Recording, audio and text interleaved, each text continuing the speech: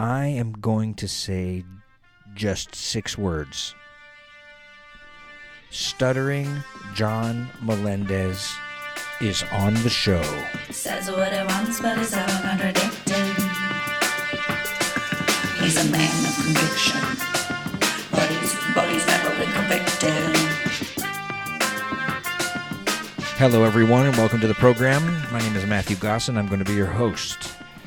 Today on the show, John Melendez, also known as Stuttering John Melendez, from Howard Stern fame, from The Tonight Show with Jay Leno fame, from stand-up comedy fame, a true cult figure.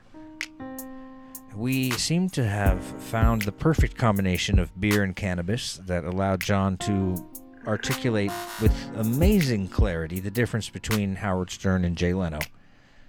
John talks about his top 4 comedy films of all time. He talks about his favorite guests on The Tonight Show. He talks about when he directed Quentin Tarantino. He talks about how it all went down on the Howard Stern Show and let us in on some never-before-heard conversations. I think there's a scoop here. Oh, and he gets me to talk about my biological father, which is relatively interesting. So buckle up, convicts. This one's all over the place. And if anybody knows any good lawyers out there, let me know now. I'm probably going to need one.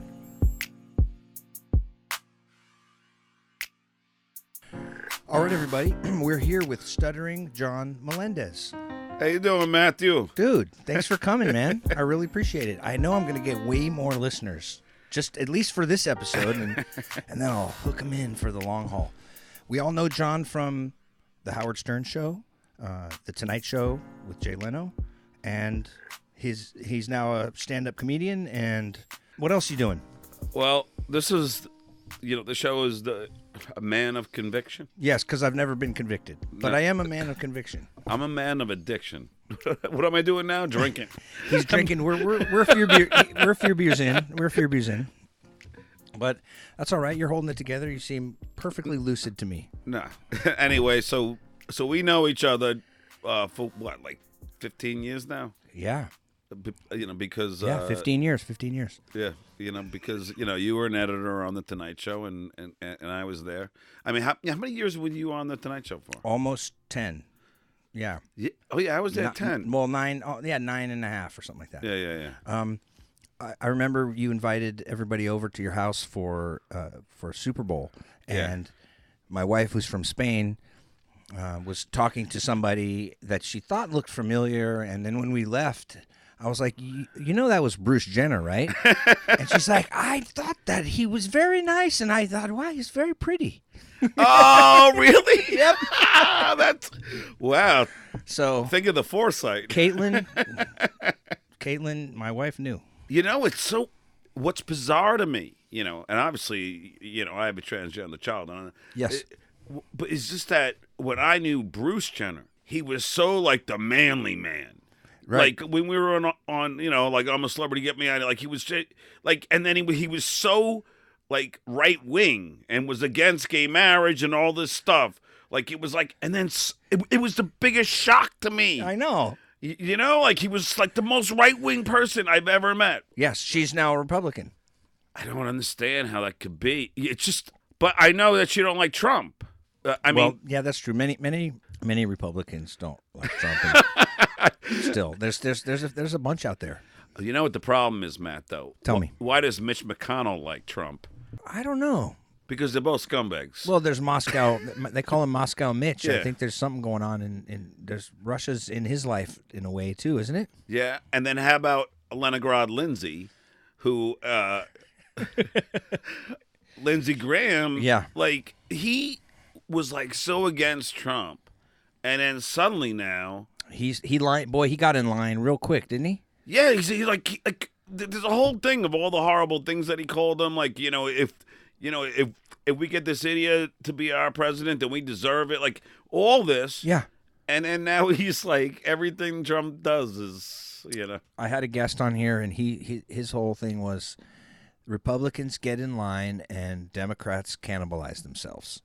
It's sad, but I think that's what happens. Like when they know that's their guy, I think they just pinch their nose and get in line behind him and say, okay, he's the guy. We're going to support him Yep. no matter what. Yeah. No, I agree with you wholeheartedly. I don't get it. I don't get it. I don't know. And I don't know what if this show is a political thing. It frequently gets political. Because I didn't even know. Well, it's probably because you and I are both like on the same. We're on the same spectrum as far as like over there towards the left a little bit. Yeah. Yes, this is true. I'm open-minded. And when you talk to me about immigration, I'm more of a guy that's like, hey, if you're here illegally, well, then you're illegal. And so you're in an illegal state, and you don't get to just walk around and take advantage of stuff and walk around like you're not totally in an illegal state right now. I'll probably cut all this out because I sound like an asshole. No, it's fine. Well, speaking of I agree that they should have to work to become a citizen. Like they have to. Absolutely.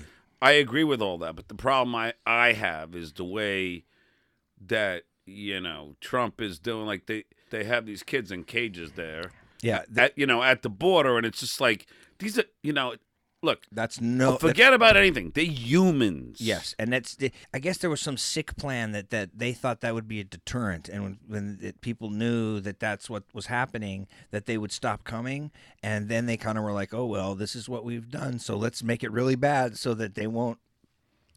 Yeah, it was diabolical and just awful, and this when you come over for humanitarian reasons, we have laws that say that you're seeking asylum, and we have a process for that, and you get to hang out in the country until we process your case, and if we say that your case isn't legitimate, you have to get sent back. And many people come to those trials, but there are people who do decide to bail and just kind of run free in the country, and that's it. But it's not the norm at all.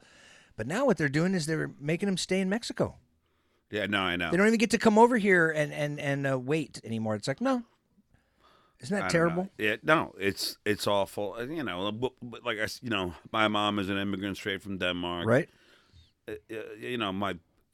It's sad, but there was a time like the Statue of Liberty, give us your tired, your poor, and all that, and the poor huddled masses. As long as you make over $150,000 a year. But they all went through Ellis Island, and they eventually got their citizenship. I guess what I'm saying is people in Mexico, or these countries are leaving because of the fact that they are being treated horribly in their country. So they're seeking asylum.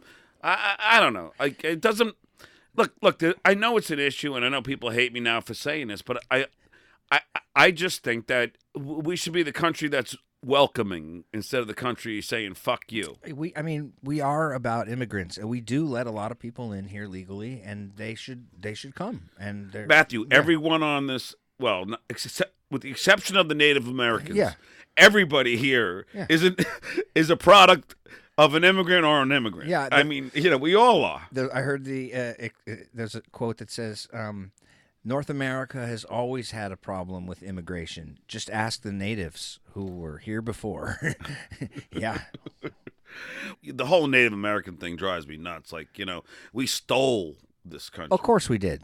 Little by little, hey, we're just going to take this up to this river. Yeah. And then, oh, by the way, we got a lot of people. We're going to need more land. Would you mind just backing up a little bit more? Yeah. And then, oh, by the way, we're going to... Oh, you're fighting back? Oh, okay. Well, then guess what? We're going to take a whole bunch of land now. Sorry, we're just destined to go all the way to the ocean. And now we gave them fucking casinos. That's what we did. It's so sad. Look, I'm proud to be an American, but see, I don't think any American should overlook the mistakes that we made being an American. I think it's important that we go, okay, we're all loyal to our country, but we did some shitty fucking things. And let's maybe learn from it and not do it again. Yeah, yes. Absolutely. Yeah. That brings us all back to Trump. Do we want this idiot? Look, I didn't mean to, but I enjoy this because I don't really do it on my own podcast because I know it pisses people off to listen. But I don't give a shit. Okay, it's fine. So I have no listeners anyway, so. It all goes back to Trump and this. All these foreign leaders look at him as a clown. Yeah. As a buffoon. Yeah. he's definitely the laughing stock. But does he know he is, or does he think he's fine and people tell him that, oh no, everyone respects you, and that he believes the people that tell him that, or does he really know? He bailed early, didn't he, when they were like making that at the, where were they at the, oh yeah. Was that in Paris? And he got on his plane early and went home. Yeah. He went home when they were laughing at him. I love that.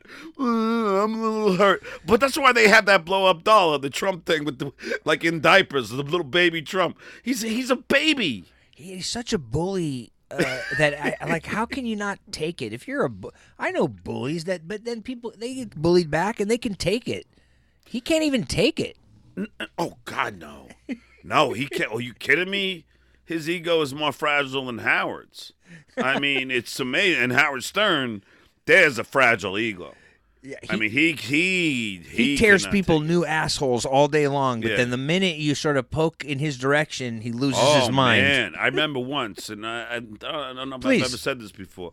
We were when we were doing a Channel 9 show, I think it was 1990, 1991, I figure. And we were doing like a Halloween thing, and then we were like, so we were all trick-or-treating. It was a Halloween show for the Channel 9 show, and we're all trick-or-treating, and we're using Dan Foreman masks. Any Howard Stern, like, loyalist will understand. Dan Foreman was the producer. He had this really ugly fucking headshot, but he was like a producer, and he was like, so we all had those on. Oh, my. And I just, you know, I don't know. I made some joke before we were knocking the door to Howard, like, you know, well, you know, you don't want to pull down the mask and really scare him, do you? Or something like I made some joke about his appearance. Like, I called him Big Bird or something. He was like, "Hey, screw you, man!" Like, he got like all boom. He couldn't. Like, you can't even make a joke to that. You know, unless he's prepared for it. If you say it's going to be a roast, then he prepares himself. But you can't take the piss out of him. You know, like just where like you're just hanging out with a nose like that. You know, people are going to say something. With Jay and his chin, he didn't care. He's like, yeah, you know, go ahead, rack on the chin jokes. I don't care. Yeah, he embraced it. Yeah. Well, you know, I mean, like, you know, Howard got a nose job, right? When did that happen? Well, it's anyone listening. You know, I guess I'm not the biggest listener. Yeah. No, that's what I'm saying. Anyone listening to my podcast knows this because and Matt, that's not. It's not like because you're not supposed. I mean, who would know? But on my podcast, I always talk about it. Fucking Howard goes on a hiatus, right? Right. You know, all the guys in the control room from the E show, you know, because they know I'm the shit stirrer. Like, right. They know that I'm the only guy who's going to, like, confront Howard. There was nobody else. They were scared to death. They were all scared to death. Baba Booey, Fred's scared of his own shadow. But, like, all these guys are so afraid. But the E crew knows, tell John he loves to fucking stir the shit. And so they go, hey, come in the control room. And they go, look, that's Howard before hiatus. That's Howard now. And they showed me the pictures. And his nose is obviously significantly smaller, immensely different, you know. Took out the bump on top. You know, I think I made a beeline straight to the studio on air while the show was on. I don't even think I paused because I couldn't wait to call him out on it. And I just went in there and I went, I go, Howard, what'd you do over the vacation? And he goes, what do you mean? I hung out, you know, went to the beach. I don't know. Yeah. I go, you got a nose job, didn't you? And he goes, no, I didn't get a nose. I go, yes, you did. I just saw 2 pictures, and believe me, you got a nose job. And I literally, Matthew, I fucking called him out. After I left, 2 years later, they had like a revelation show, and then Howard admitted he got a nose job. I called him out for it, you know, when I was there. I love it. Yeah, and that's the thing that like people don't understand. Like I loved being there.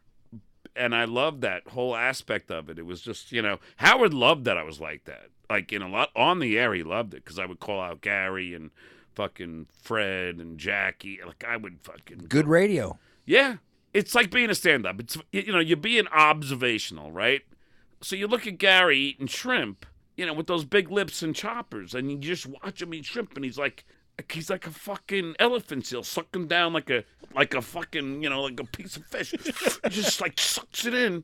So like I would see that and I just go, I have to tell Howard about this. Oh, in the commercial break, I'd say, "Hey, like, ask me about lunch with Baba Booey." Uh-huh. Or I would tell him, like, or I would just say, "Look, you got to see Gary eating shrimp." And Howard is so smart when it comes to like comedy and when it comes to radio. Obviously, he was like he knew what to do. He knew it was going to be like a great bit, but like that was the thing. Like even when I was on the road with Artie, I would come back in and then go, "Howard, you're not going to believe what Artie ate, fucking just at one drive-through," and then immediately. That became the first hour of the show. Right. You know what I mean? Right. So, look, like people always like get mad at me and go, because now I'm very critical of the Stern Show now and what Howard has become. But in that era, when I was there, it was, I mean, there were some hard things when Howard would goof on you and everything. But there was some fucking fun times that we had. And like, hanging out with Howard was like, awesome, because he was cool and we would have laughs and everything. So it's a great time. It's just like now people get mad at me because like now I'm like, because what Howard has become is so different. What would you say for the uninitiated? What is the biggest difference? Like, how is he different in your opinion? All right. Just like, for instance, Matthew, because this is, about the time that I met you, is when I was leaving, the Stern Show, Howard, like, was so upset with me, like, because you didn't check with him first. Well, yeah, even though I tried, right? Right. But then when I'm on the phone with him after, I'm on the way to do Colin Quinn's Tough Crowd, and then I'm gonna, get on the plane and fly to L.A., And so I heard he was mad at me, so I called him and I go, "Howard, you mad at me?" He goes, "No, John, I'm not mad at you. You know what? I should have had you in the studio the whole time. I should have had you in the Jackie chair. And he was remorseful, and humbling. And I just wished that he was that way when I was there on the air. Like, instead of being a dick. Right. Now, since that all went down. Now, I just wish that he would have, if he was only that way, like after he beat you up on the air, if he would have like been that way, like, "Hey, I'm just fucking around," or hey, right. like, I mean, because like even Artie and I would go, like, I would say, "Artie, could I say this? Could I don't." If he was just like a little more that way, it would have been nice. But when I say he changed, like, I mean, like, now if you listen to his show, he's just a kiss ass to celebrities, and Scott the engineer was on the show for years. Okay. And then his wife had cancer, and then Scott, was trying to get help. He tried talking to Howard. Howard said that you're not allowed to talk to me in the hall, And then he was trying to get help because he needed like $50,000 to pay his wife's chemo, for cancer. So he decided to set up a GoFundMe campaign. Right. So Scott goes, "Could I do a GoFundMe?" And she goes, "Yeah, but you can't mention that you're Scott the engineer, and you can't mention that you're from the Howard Stern Show." So he follows all the relegated parameters. Sure. He does that. And then, he raises the $50,000 in 2 seconds to help save his wife. His wife dies. Oh. Howard doesn't give him a dime. And they are so mad and embarrassed by him doing the GoFundMe, they move him to a different department, a different floor. He's not an employee of the Stern Show anymore. He's an employee of Sirius because they're not allowed to fire him, because it's like a certain rule at Sirius. So, someone dies and now, like, he's not, like, they edit him out of all bits and everything else because of the GoFundMe. And then when his wife dies, Howard sends Scott an email and says, "Beth and I are sorry about your loss. We've donated to a cancer charity in her name. Howard." I mean, after 25 years of working with the guy, he doesn't even go downstairs and go, "Hey, sorry about your loss." I mean, could you imagine that? No. Look, we've both worked for Jay Leno. Matthew, you know as well as I, if any one of our family members ever had a problem, Jay, I mean, he'd showed up. He would have come with a check before you even asked him. Oh, yeah. Like, "I hear you need help." And he would have been there. Oh, yeah. Yeah. And that's the difference, Matthew. That's the whole difference. Yeah. Like, it's sad that Howard can't be that little humbling guy that I was talking about before. Why can't he be that little, like, remorseful guy that's somehow trapped in all this anger and hatred? Huh. It's weird. And you haven't reached out to him ever, or have you tried, or has he contacted you through any means since this all went down? Like, I left on good terms, if you will. Like, I unscathed. I did my 2 weeks notice. I did my penance on the air for the week that I knew I was going to get it. I'll take the bullet for the show. That's me. It's like I always have, always will. Sure. I'm not going to, and I did that. And then, so we were cool, but he would beat up Jay all the time. Mm-hmm. And I was really, Matt, I swear, like, and I know I've said on my podcast a billion times, but, if he was more of an adult, and now we get back to Trump, but if he was more of an adult, he would have just, been gracious. And, John, it's so great that a man that worked for me, that has moved on to something that's like trying another adventure. Like, he's not like leaving me for the competitor of a radio station right. with me. No, he's just leaving for like a brighter future. The guy majored in film and television. This is what he wants. He wants to, live his dream. No, he doesn't do that. He beats up Jay every second. I start feeling bad and guilty. It affects my performance. And then like I go to Jay and go, look, I'm so sorry about this. It's all my fault. And he, and Jay put his hand on my shoulder and said, I don't give a fuck. It's just, if he would have made that better. Yeah, he could have.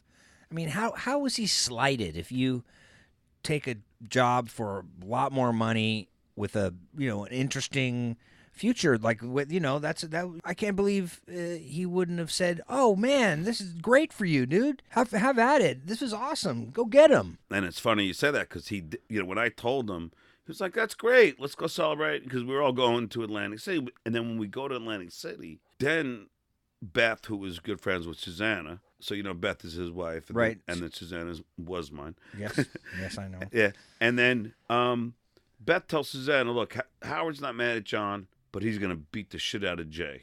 So, like, within like the few hours from when I talked to him in New York, and then when we're in Atlantic City, he has now like manifested this anger and this hatred for Jay Leno. I mean, what kind of he's the opposite of Jay Leno. I swear to you. Yeah. Because the thing, like, with Howard is like, see, this is why they were complete opposites. All right, so then you have that. But Howard will hang with you, drink with you, sometimes smoke pot with you. Do you know what I mean? Jay Leno doesn't want to hang with anybody. No. Doesn't want to drink. He doesn't drink or want smoke to smoke anything. No. So they're so the opposites in like different ways, Although Jay, would give us all a great Christmas bonus, like a Christmas gift, and Howard would give me a popcorn tin, So that like they're so opposite in all different ways. Wow.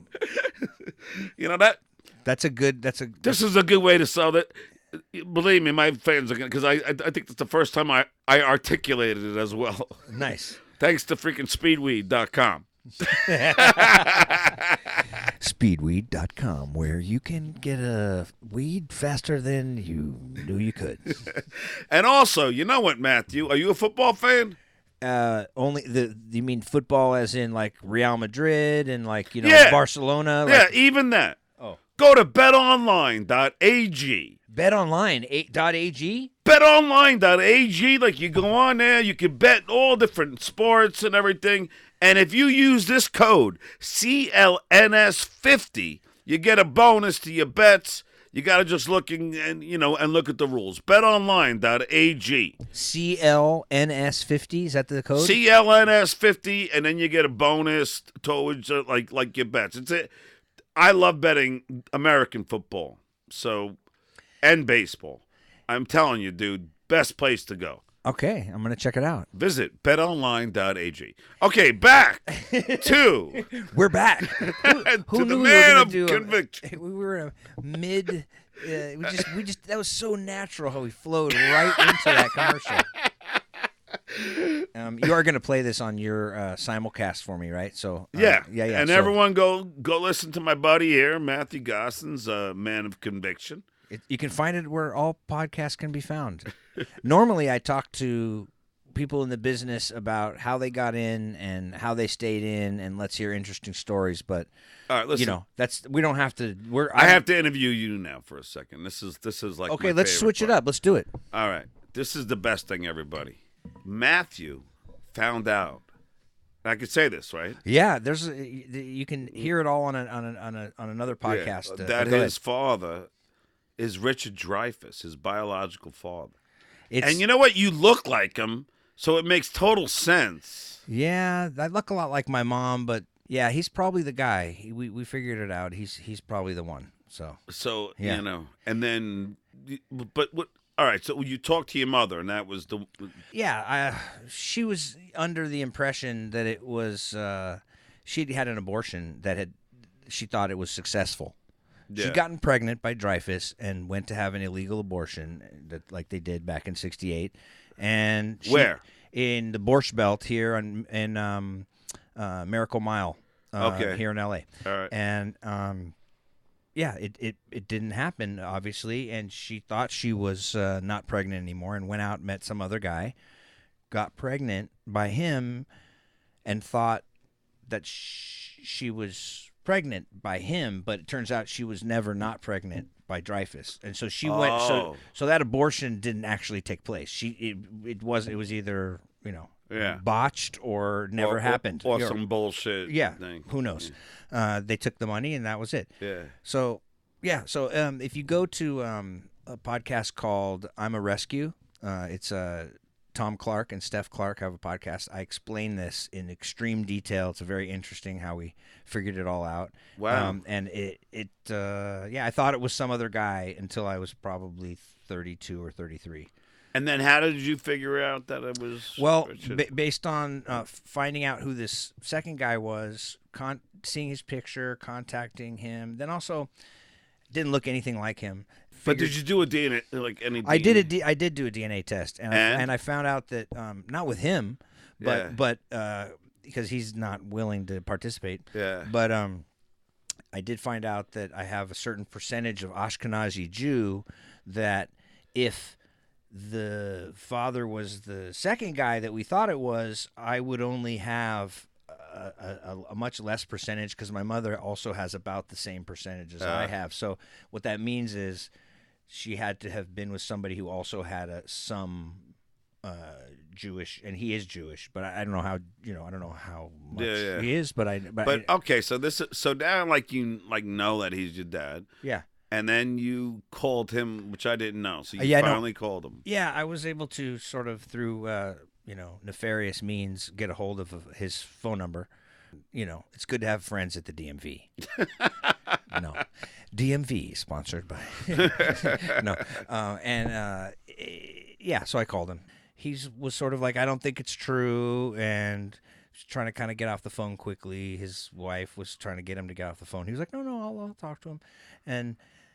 He knows about me, and my mom went and confronted him. He knew about you. Oh yeah, he knows about me. Yeah, he knows. How? About me. Because my mom knew he was going to be on a boat, this cruise for the Nation magazine. He was going to be one of the speakers, and she thought, "Oh my God, I'm going to go on the boat. I'm going to talk to him." And he basically was like, wow, that's, I'm not going to do a DNA test because, he wasn't willing to do that. And that's really what I sent her there for, was like, that's what I want, just to make sure. Because my kids started asking, who's your father? And I was like, well, here, let me show you this movie Jaws. See that guy? That's him. So I felt like, let's make sure it's him and explain it. But so she confronts him on the boat, and he is basically, he's friendly to her, and he remembers her, and of course, and he just doesn't believe it. He somehow thinks it's not true, and that maybe she's trying to pull a fast one on him, or something like that. And then later, and he basically was like, maybe someday we'll deal with it, but I'm not willing to do a DNA test, and it was nice to see you, and that's what he said, and then that's more or less what he said to me on the phone, was like, maybe we'll talk about this someday, but I don't believe it's true. And, maybe it is, maybe it isn't. People say my voice sounds like him. Yeah. Well, I think that you look like him. Well, yeah, with the white beard and the premature white hair. No. Sure, maybe a little. Well, there are some similarities. Sure. I mean, because when you told me, I was like, yeah. I could see it, you know. Uh-huh. Right? Yeah. I guess when I do tell people, they're like, okay, I can see it. But when you see my mom and myself, we do look very similar too. So there's that. But doesn't mean that Dreyfus and my mom don't look a lot like each other. Do they? Kind of. Let me take the reins back, if you will. Okay, sure. Yeah. No, but I love the Dreyfus story. It's interesting, right? For sure. Yeah. Yeah. You know, I'm not looking to, play catch in the backyard or, I'm not trying to make up for lost time. It's like I grew up without a dad and it was fine. And I had lots of love around me and male role models and it's fine. I got through it. It'd be cool to know if you're actually biologically. It would be his, but he won't do it. You know, I think I might have a way. Yeah, I could I could get his DNA, nefariously. I could also get it from one of his kids. And because we could say, look, you and it's not for any monetary reason. It's just to know. Yeah. I mean, and just for him, because even if you sign something, there's going to be no monetary. I even suggested that when I sent him a letter. I was like, I will sign something saying I'm not interested in any of your money. It's not about any money. It's just about knowing. Exactly. Let's just know. Yeah, just so I don't know. Anybody who listens, if you know Richard Dreyfuss, just tell him to fucking do the DNA test already. I mean, who cares? Matthew doesn't want your money. Okay? Thank you, John. Thank you. Yeah. So reach out to me. You got my number, Dickie. You got it. I was trying to remember what the money he owes me back for some of the bad movies he's done. He's done a few bad movies. He's done some good ones. Mr. Holland's Opus was great. Of course, Close Encounters was amazing. Jaws, is, of course, by far. One of my favorites. Down and Out in Beverly Hills. That was fun. Yep. Yeah. What's the one that he did with the Spielberg one that was not very good with the plane one? Always. Oh, Always. Yeah, he was in Always. Yeah. Yeah. I never saw that. Was it terrible? It wasn't that good, but that's the Spielberg movie. Oh, right. Always. Yeah. Okay. Yeah, I don't know why I. That's what you owe me for, Richard. So now do me a favor and give your fucking DNA to Matthew. If it were so easy. Well, this turns out this podcast didn't really get into the ins and outs of, but who cares? This was a good conversation. Wait, Matt, the ins and outs of what? Oh, more of my whole thing is that it's an insider's guide to the film, television, and comedy industry. So. Oh shit! You didn't tell me that. Oh, I know. I didn't. That's okay. But that's all. It's just a matter. I definitely had some good stories from radio and TV. So that's really that's what it was about. Yeah. Speedweed.com. Oh, so it's an insider's guide to entertainment. Yeah, you hear a conversation that if you were not in the industry, you would probably not hear. So you get to kind of be a fly on the wall. Well, okay. Well, then I'll give him this. Like I said in my book, Easy for You to Say, which was a bestseller for over a month in general broadcasting on Amazon.com. Easy for You to Say? Yeah. It's about, it's a motivational comic romp through my life about, being an abused stutterer who becomes the announcer on The Tonight Show, But, in it, I always say, and I've always believed this, and this is for any young comic or anybody out there, I've always, never believe in the word can't. And, don't ever listen to people telling you, that you're not going to do anything. Don't listen to any of that. Just keep just doing what you love and just work hard at it. And I think, that's all you could do. And, I know a lot of people who have done that, haven't achieved it, but I know a lot of people, we both know a lot of people who've done that and do achieve, but you got to just believe in yourself. Great advice. Because Matthew, a lot of people all my life, I've always had, like Howard and all these people, telling me, oh, you're not going to do this. You're not gonna. I just do it anyway. Ignore the detractors. Yep. You got to believe in yourself, man. Yep. I believe. I believe in me. I believe in you. And I believe in speedweed.com. I love doing, my stone podcasts. That's another separate podcast maybe we could do. We can make it like a stoner-based cooking show that's stylized like that movie Dazed and Confused, except we'll call it Glazed and Infused. And we'll have maybe not. Who was the big star in Dazed and Confused?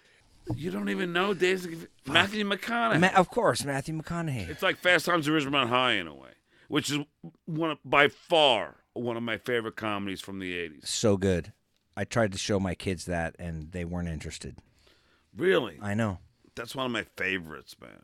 I mean, like, comedy-wise, it would be like Fast Times at Ridgemont High, Animal House, Monty Python and the Holy Grail. I don't know. A Vacation. Oh, yeah. Oh, yeah. And probably... All right, well, here's one for you, Matt. Please. Two funniest Christmas movies. Bad Santa or A Christmas Story? Oh, A Christmas Story. Yes, but it's bad. Have you seen Bad Santa? It's good. It's good. Yeah, they're both. I mean, Billy Bob Thornton does the greatest job. He sure does. He's amazing. Yes. And you know what? As the announcer on the Tonight Show, one of the nicest guys. Yeah, you met him and he was very nice to you. It was unbelievable. Billy Bob Thornton, and then it was so funny. I'm like in the hallway, where the makeup, led to the stage, and I'm there, and I'm with Billy Bob Thornton and Gilbert Gottfried. And Billy Bob is like telling Gilbert, I'm a big fan of yours, you're like the best. And Gilbert, because in his ultimate uncomfortability with himself, just didn't know how to react. Kept letting me go on, but Billy Bob was so genuine. I mean, like, he's one of my top, guests on the Tonight Show. Him, Charlie Sheen by far. I mean, one of the nicest guys. Like people should know, but Jack Black, great guy. Yeah. Who's Leonardo DiCaprio? He's cool, right? Great guy. And George Clooney, fucking nice guy. You have a few assholes, but there was a lot. I mean, it's cool when you meet a celebrity that you look up to and they're cool. You're right. Do you know what I mean? It's like, wow, like Quentin Tarantino, like the nicest fucking guy. Because I got to direct him in a cold open. Which was a surreal experience, Matthew. Because me and Kennedy, wrote the cold open, but Kennedy doesn't want to do it. Like, then I got to be the guy. So I'm down there with Quentin. And it's, cold opens for, people out there. It's like on SNL before they go live from New York. It's like a little, comedy sketch before the actual show begins. opens. Yeah. And then I'm there with Quentin, and I'm like, so we do the first take. It's with Quentin and Jay. And Quentin just goes off on like a minute and a half. A cold open. And I go, no, cut. I go, Quentin, it's got to be 15 to 30 seconds. You got to just stick to the script. He goes, okay, John. All right, I will. And I walk out of the room, and I go, I can't believe Stuttering John is directing Quentin Tarantino. Yeah. Talk about surreal experience. I'd put that at the top of my resume, just so people would want to hear the story. Yeah. Directed Quentin Tarantino, and ... and then no, that's great. And then Sting is a great guy, but Yeah, I'm a big fan of the Police and Sting, and you're like, hey, you want to meet Sting? I was in one of his music videos. No, he was in one of mine. Right, he was in one of your music videos. That's right. He had a cameo at the end of your music video, I believe. And that's right. And you're like, yeah, he was very nice. Very nice. It was cool meeting him. Well, I just like to, that's one thing, Matt, I always try and do. Like, if someone, I had a guy in Tahoe, because I was headlining the Improv in Tahoe. And a guy comes up to me and he's like, John, and he's like a DJ from Sacramento. He's like, always wanted to do stand-up. I'd never, ever, gotten the opportunity. Could you make my dream come true? And that's like what I always try to do. Uh-huh. Oh yeah, give me $100. Uh-huh. He goes, oh. No, I go, all right, I'll tell you what, you can open for me. And he goes, but I don't have any jokes. All right, I'll tell you what, tell me, just go ahead and, he had his jokes, but they were mostly bad. I said, just look, I'm going to help you with your act. And I just did it because, and he went up and he did great, and it's like, and I, and then I love that, you could help somebody out. That's awesome, dude. Wow. In Tahoe? Yeah. Uh-huh. All right, Matt, this one's going to blow your mind. Please. All right. I mean, I've saved people from drowning a couple of times. All right, but this is my favorite story. You've saved people from drowning? Wow. No, really, legitimately. Wow. But I don't want to get, because the story that I want to tell. Okay, please. This is my favorite one of all. And when I was on the Stern show, I get a call from a high school teacher. This is like when I started to be like a cult figure on the Stern show, like this like guy doing interviews. I became very popular, and I get a call from a high school teacher. Can you talk to this one kid we have? He stutters really bad, and he looks up to you that you're out there, and I go, sure. What's his name? Conroy Arnold. You can't forget this name, Matt. So his name is Conroy Arnold, and I go, yeah, sure. So he comes, to K-Rock, and he comes to the office that I was working in, and he sits down. This African American kid, maybe 15, 16. This kid could not spit out a word, Matt. I mean, just and I'm sitting there. I have tears in my eyes. Wow. Because I thoroughly believe every child should have their own chance. Like this is, I'm sitting there and I'm like, oh my God. So, and he's talking and talking and talking. And then finally, like, and I'm trying to help him, whatever. And then I say, so what are you doing tonight? He goes, I'm going to a movie with this girl that I really like. But he was really nervous about it. I go, listen, and I pull this out of my ass. Matthew, I go, I go, all right, do me a favor, bring a notebook and a pen. And so this way, like, you'll have that at the movies, and then if you can't spit it out, you can write something down so you'll be able to communicate. Also, by doing this, it'll alleviate some of the pressure, to speak, and you might be able to speak, a lot better, right? Great suggestion. Okay, and then, so we part ways. I say goodbye to Conroy Arnold. I never, ever see the kid again. So, 10 years later. Oh, man. When I give my notice to leave the Howard Stern show, and we're all in Atlantic City, and we're at the Borgata Hotel in Atlantic City, which is like a 5-star hotel, and the restaurant. So we're at the restaurant, and we just get done with dinner. And then the waitress comes up to me. She goes, "Are you Stuttering John?" I go, "Yeah." She goes, "Do you mind speaking to our head chef? Like he wants to say hi." I go, "Sure. What's his name?" Conroy Arnold. Wow. So the chef comes out, Conroy, tall, good-looking dude, in his chef outfit, whatever, comes over the table, and we start talking. Does not stutter at all. Wow. Not one stutter. I go, "Conroy, what happened?" He goes, "John, I still carry around that notebook and pen." That's awesome. Yeah. That's so great. What a great story, man. Yeah. Wow. He said now he doesn't need it for stuttering as much. He just writes all his recipes now. Wow, dude. Let's end on that before you see me cry. That was really great. That was an awesome story. Thanks, dude. Thanks for coming, and thanks for that story. All right, man. You're listening to Matthew Gosson's Man of Conviction. That was John Melendez. Tune in next week for the surprise guest. It's going to be a surprise for everybody because I don't know who it is yet. If you want to support this podcast, go to Patreon and look for Man of Conviction Podcast. Or you can just go to manofconvictionpodcast.com and you can do it from there. If you want to email me, that is at manofconvictionpodcast@gmail.com. Ciao for now.